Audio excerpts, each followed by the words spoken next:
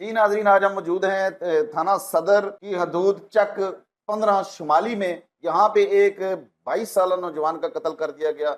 ये उसका वालिद, बूढ़ा वालिद मेरे साथ बैठा है।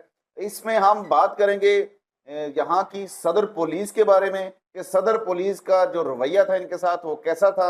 जो अगर इनका बेटा ये बकौल इनके कत्ल कर दिया गया, उसका मुकदमा दर्ज हुआ नहीं हुआ, इससे इनसे एप्लीकेशन ली गई नहीं ली गई, इनके बच्चे का पोस्टमार्टम हुआ नहीं हुआ। आइए इनसे बात करते हैं। अस्सलाम वालेकुम जी। वालेकुम सलाम। क्या नाम है भाई का? मेरा नाम मोहम्मद खालिद है।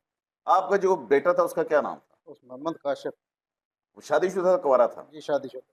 कितने बच्चे थे उसके? 2 बच्चे थे, एक बच्ची एक बच्चा। तो कितनी कितनी उम्र के? एक बच्ची 3 साल की, बच्चा 8 महीने का। तो बेटा आपका क्या काम करता था? बेटा हमारा रंग का काम करता, अपने इलाके में या आउट ऑफ स्टेशन? अपने इलाके में भी करता, बाहर भी करता, जिथे मजदूरी मिले दूर दूर भी करता। मजदूरी करता, इस्लामाबाद भी करता मजदूरी, लाहौर करता, अपनी मजदूरी करता। तो आपके बेटे के साथ ऐसा क्या हुआ? कितने दिन पहले आपका बेटा कत्ल हुआ? 7 दिन हो गए जी।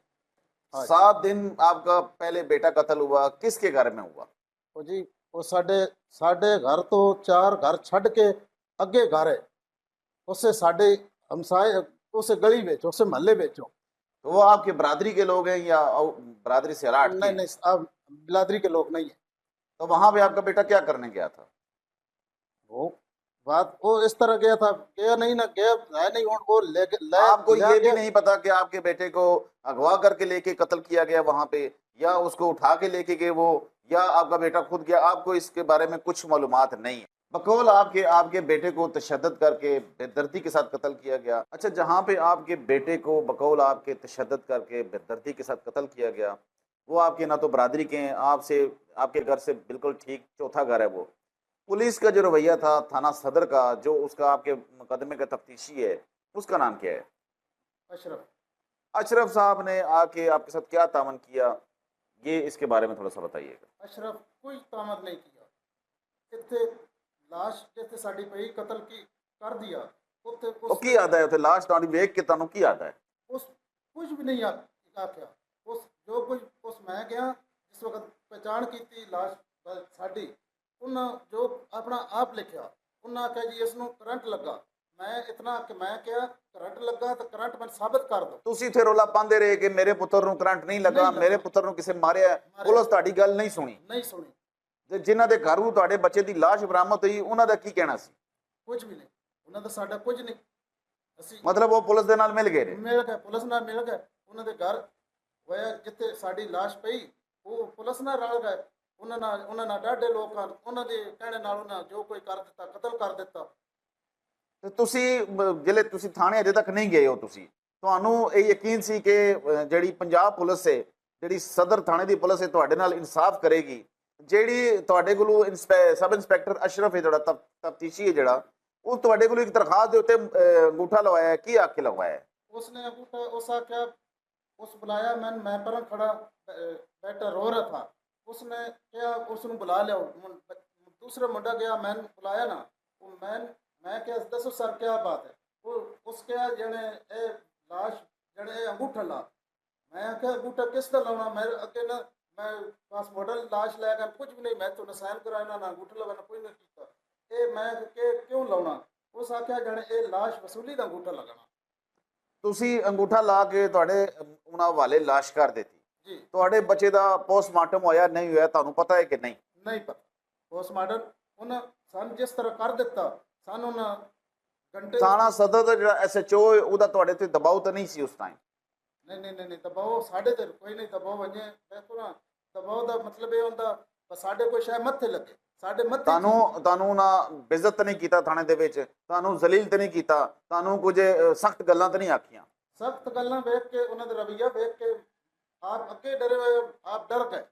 मतलब कि साढ़े नाल साढ़े उत्ते साढ़े ਮਤਲਬ ਤੁਹਾਨੂੰ ਜਿਹੜਾ ਸਬ ਇੰਸਪੈਕਟਰ ਹੈ ਉਹ ਤੁਹਾਡਾ ਤਫਤੀਸ਼ੀ ਹੈ, ਤੁਹਾਨੂੰ ਆਦਰ ਹੈ ਤੇਰਾ ਪੁੱਤਰ ਚੋਰ ਹੈ, ਚੋਰੀ ਕਰਦੇ ਹੋ ਫੜਿਆ ਗਿਆ, ਜਾਂ ਇੰਜ ਕੋਈ ਗੱਲ ਹੋਈ ਹੈ?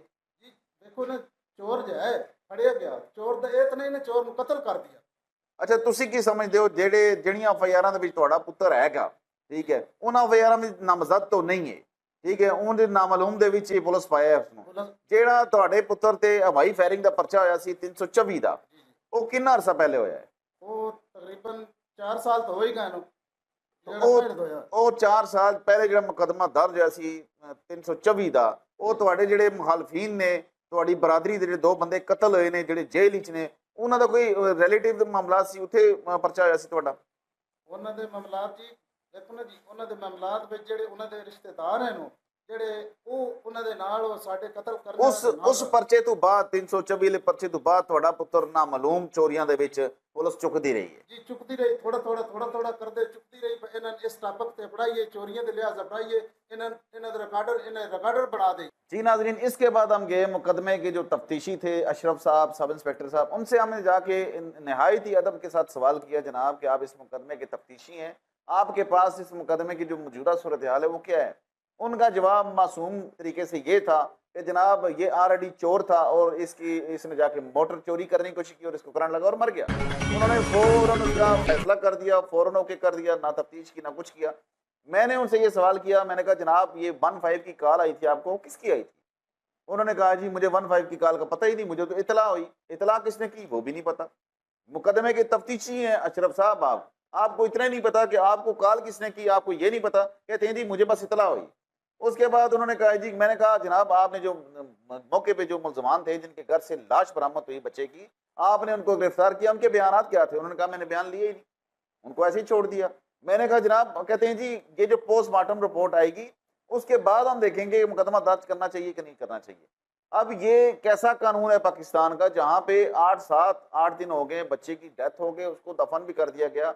अभी पुलिस जो है ना, पंजाब पुलिस देख रही है कि कब उसकी मेडिकल रिपोर्ट आएगी। हालांकि पुलिस को तो ये करना चाहिए था कि इस बूढ़े शख्स का जवान 22 साल बेटा कत्ल हो गया, मारा गया, किस तरह मरा, क्या हुआ, वक्ती जो फर्स्ट में उनको करना चाहिए था, मुकदमा दर्ज करना चाहिए था। मुकदमा दर्ज करने के बाद हकायक सामने लाते तफ्तीशी अशरफ साहब बिल्कुल मासूम, एंड पे उन्होंने हर चीज़ से लाजवाब होकर उन्होंने ये कहा जी मुझे तो वो SHO साहब से जो बात वो करेंगे जी वही जवाब होगा, मुझे तो कुछ पता नहीं है किसी, मतलब उनको मुकदमे के बारे में अली बे भी नहीं पता। जो मौजूदा यहाँ पे ये लोग मोहल्लेदारों का ये कहना था जी कि जहाँ से लाश बरामद हुई बच्चे की, जो गुज़श्ता रोज़ था वहाँ पे अशरफ साहब खाना खाने गए। इस सवाल के जवाब में अशरफ साहब ने कहा जी कि मैं तो इधर का बलवाल के रहने वाला हूँ, तो यहाँ पे तो मेरे सारे जानने वाले हैं, मैं तो सबसे मिलता हूँ, सबसे खाना खाता हूँ। और एंड पे उन्होंने कहा जी कि अब मैं किसी सवाल का जवाब नहीं दे सकता, कि आप SHO साहब से बात करें, वो जो जवाब देंगे वो ही फाइनल होगा। मेरा मासूमाना सवाल ये है मरियम नवाज शरीफ साहिबा से कि ये बताएं कि आप इस पंजाब की CM है और यहाँ पे इस पंजाब में पुलिस क्या कर रही है जो हमें इस्लामाबाद से आना पड़ा, इस बूढ़े बाप के जो जवान बेटा कत्ल हो गया उसके बारे में इतला देने के लिए हमें इस्लामाबाद से आना पड़ा। आप इस जो सदर थाने की पुलिस है उसने इनके साथ इंसाफ क्यों नहीं किया, अभी तक मुकदमा दर्ज क्यों नहीं हुआ? और इनकी यही अपील है कि हमारा मुकदमा दर्ज किया जाए, उसके बाद तफ्तीश होगी, जो हकायक सामने आएंगे आप हकायक को मानते हैं जो पुलिस हकायक लाएगी सामने? बिल्कुल मानते हैं, तफ्तीश करन सान पता लगे साडे है नो, सान तो पता पक के साडे है नो इन्हें साडा कत्ल किया, लेकिन इतना जी मुकद छाड़ रहे हैं, उन्होंने क्यों छाड़ रहे हैं? वो सन तकान बस उन्होंने तफ्तीश करन वो बोलन, जिससे तफ्तीश ही न होवे उन्होंने बारे मुकदमा लिखे ही न बने, उन्हें क्या सर बोलना, वो तो छोटे डोके हो गए।